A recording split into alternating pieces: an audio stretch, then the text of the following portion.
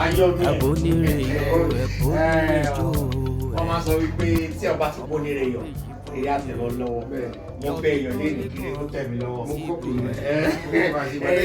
èyí àmọ́ yíwọ́ lórí ẹ̀yìn tèmi nílùú Ẹ̀gbá mọ́lẹ́sàbí mo kó abẹ́ torí ti yọ̀ mí ẹ ti rí pé ó ti gbé wá fún mi ẹ ti rí pé package mi right so mo ń bọ̀ bẹ́ẹ̀ ní agbára Ọlọ́run láti wá bá ṣe 2-in-1 kò easy kí ọ̀rọ̀ tọ́jọ́ náà bí hàn lágbára kí ọ̀tún wá wà nínú ayé nípa nǹkan tí ó bójú mu ìṣílé so May 1st wọ́n bọ̀ lẹ́gbà àjọmọ̀ àwọn bẹ́ẹ̀ àjọmọ̀ àpéjú ṣe ní lágbára Ọlọ́run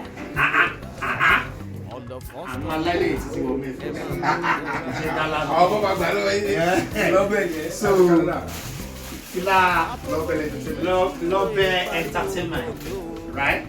Love entertainment. God bless you. I got you. I catch you. So I mean, not one minute. We are going to do our own.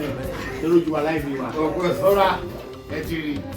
I be milele ni ọjọ́ yẹn. So Malaika, Abbas, I want to make back for. Later three. Later make any one. I'm going to tell you more later. You are going to talk to you. You're going to get your so I don't want it. Yeah. 7th of February 2024. Soji Omobanke.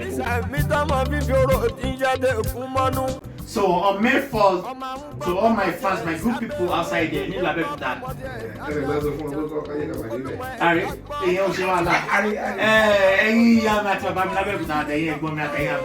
About the May 1st, I don't know what venue. Package me. Tell them what we are going to get around here. You know about Parabawa. So I'll be there live by this of God. I'll be there live. Alright, you welcome my brother.